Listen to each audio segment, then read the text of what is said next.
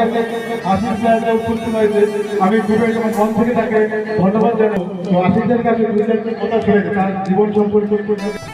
যাই হোক, তোমরা আমাকে চেনো কি সবাই? আচ্ছা, ঠিক আছে। তো আমার নাম হচ্ছে আশিস বাবু।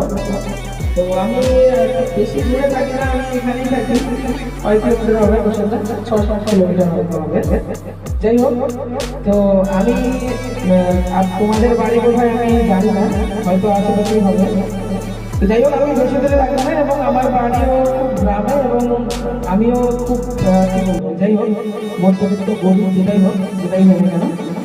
তো তোমাদের আজকে একটা কথাই বলবো যে কোনো কিছু যদি তোমরা স্টার্ট করতে চাও, ধরো এখন তো ডিজিটাল যুগে তোমরা অনেক কিছু করতে পারো। যেমন ধরো ডিজিটাল যুগে সবাই ইনস্টাগ্রাম নাম শুনেছো, কে রিলস করে ইনস্টাগ্রামে সবাই?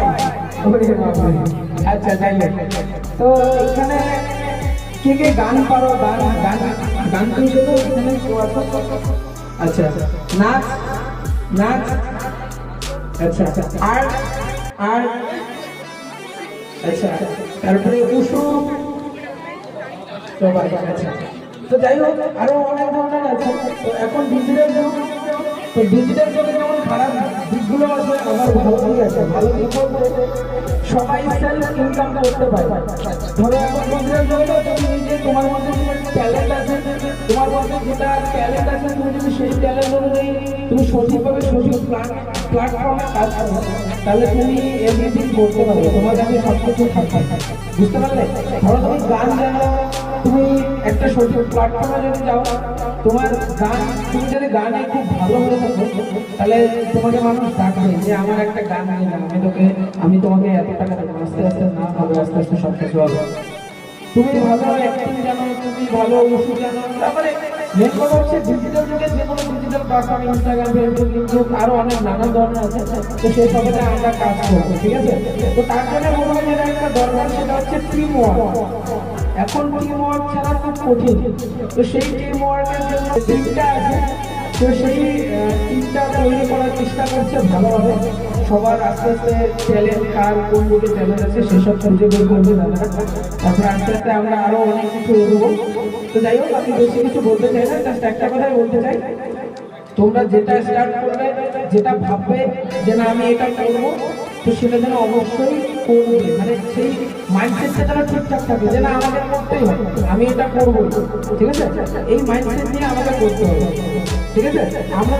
আমি যখন প্রথম ভিডিও বানাই, আমার প্রথম ভিডিওটা যখন ভাইরাল হয়, তারপরে একটা জিনিস হয়, সেটা হচ্ছে ভাইরাল হওয়ার পরে আমার যে টিম মেম্বারগুলো ছিল না, সবাই আমাকে ছেড়ে চলে গেছে।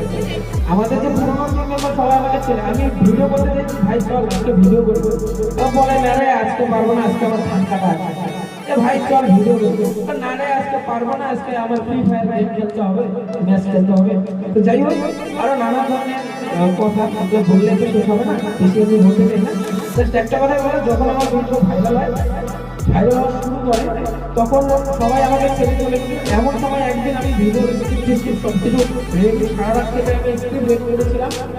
তারপরে ভিডিও করতে যাবো, ভিডিও করার জন্য কিছু ছিল না, আমি একাই ছিলাম। তারপরে 2-3 দিন আমি একদম পুরো আমার মাইন্ডসেট পুরো খারাপ হয়ে গেছিল। আমি ভালো যে মনে হয় তো আর আমি যে একজন ক্রিয়েটার হতে চেয়েছিলাম, আমি যে একজন কমেডিয়ান হতে চেয়েছিলাম, সেইটা মনে হয় সেই স্বপ্নটা আর মনে হয় সার্থক হবে না।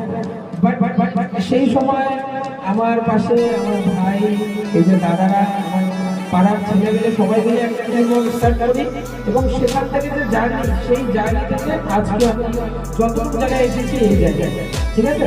তো যাই হোক, তো সবাই রয়্যাল স্পোর্টসের সাথে থাকবে তো, ঠিক আছে? তাহলে নেক্সট একটা কথা বলার, সবাইকে একটা কথা বলা, জাস্ট সবাই সাপোর্ট করবে, কারণ সাপোর্ট করতে তেমন টাকা পয়সা কিছু লাগে না, জাস্ট সাবস্ক্রাইব আর ফলো বাটন, তাছাড়া আর কিছু না। তো ওই সাবস্ক্রাইব আর ফলো বাটনটাই প্রেস করবে, বাস এইটুকুই বলা। আর মানে সামনে আরও নতুন অনেক কিছুই দেখতে হবে, ঠিক আছে? তো সবাই সাথে থাকো, এটাই বলা।